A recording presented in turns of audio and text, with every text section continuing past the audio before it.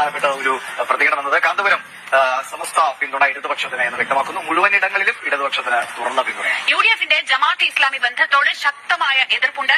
ഈ എതിർപ്പാണ് തീരുമാനത്തിന് പിന്നിൽ. മഞ്ചേശ്വരത്തും പാലക്കാട്ടും ബിജെപിക്കെതിരെ വിജയ സാധ്യത നോക്കി വോട്ട് ചെയ്യുന്ന കാര്യം തീരുമാനിക്കും. ജില്ലാ സോൺ യോഗങ്ങൾ വിളിച്ച് സന്ദേശം കൈമാറി തീരുമാനം വിശദീകരിക്കുന്ന ദൃശ്യങ്ങളും മാതൃഭൂമി ന്യൂസിന് ലഭിച്ചു.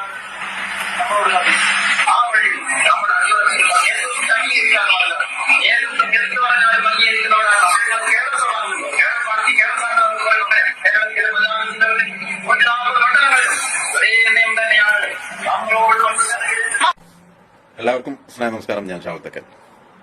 പ്രധാനപ്പെട്ട പ്രതികരണം അല്ലെങ്കിൽ ഒരു പ്രഖ്യാപനം, ആഹ്വാനം AP സംസ്ഥയുടേത് വന്നിട്ടുണ്ട്. അത് മാതൃഭൂമിയാണ് വാർത്ത കൊടുത്തിരിക്കുന്നത്.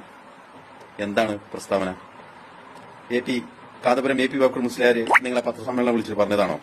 അല്ല എങ്കിൽ കേരള മുസ്ലിം ജമാഅത്തിന്റെ ആദരണീയനായ നേതാവ് സയ്യിദ് ഖലീൽ ബുഖാരി തങ്ങൾ പറഞ്ഞോ? ഡോക്ടർ അബ്ദുൽ ഹക്കീം അസേരി പറഞ്ഞോ? പേരോട് അബ്ദുറഹ്മാൻ സഖാഫി പറഞ്ഞോ?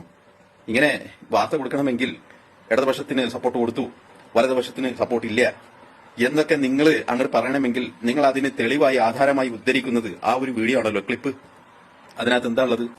സമസ്തയുടെ സെന്റിനറിയുടെ ഭാഗമായി നടന്ന ഒരു യോഗത്തില് 14 ജില്ലകളിലും എങ്ങനെ പ്രവർത്തിക്കണം, ആ സംഘടനയുടെ പ്രവർത്തനത്തെക്കുറിച്ചും രീതിയെക്കുറിച്ചാണ് അതിൽ പ്രതിപാദിക്കുന്നത്.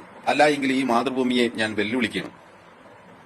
ഇത്തരത്തില് ഇലക്ഷന്റെ ഭാഗമായിട്ട് ആർക്ക് വോട്ട് ചെയ്യണം ചെയ്യണ്ട എന്നുള്ളത് വിളിച്ചു പറയുന്ന ഒരു യോഗമാണോ അത് ഈ കഴിഞ്ഞ ഈ ഇലക്ഷന്റെ ഭാഗമായിട്ട് ഉള്ള ഒരു അതിനുവേണ്ടി അടിയന്തരമായിട്ട് വിളിച്ച യോഗമാണോ?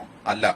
അപ്പൊ നിങ്ങൾ ഈ കേരളത്തിലുള്ള മലയാള ചാനൽ കുറെ നാളുകളായിട്ട് തുടർന്നുകൊണ്ടിരിക്കുന്ന ഒരു സംഭവമാണ് വാസ്തവ വിരുദ്ധമായിട്ടുള്ള വാർത്തകൾ പ്രചരിപ്പിക്കുക എന്നുള്ളത്. നിങ്ങൾക്ക് മറ്റൊരു ലക്ഷ്യമില്ല.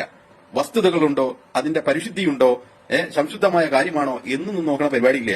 ഏതെങ്കിലും ഒരു ക്ലിപ്പ് ആരെങ്കിലും പറയുന്നത് കേട്ട് നേരെ അങ്ങോട്ട് വന്നു നിന്ന് ഈ ശമ്പളം പറ്റിയിട്ട് ഇമ്മാതിരി വാസ്തവ വിരുദ്ധമായിട്ടുള്ള വാർത്ത കൊടുക്കാൻ നിങ്ങൾക്ക് ലജ്ജയില്ലേ എന്നാണ് എനിക്ക് ചോദിക്കാനുള്ളത്.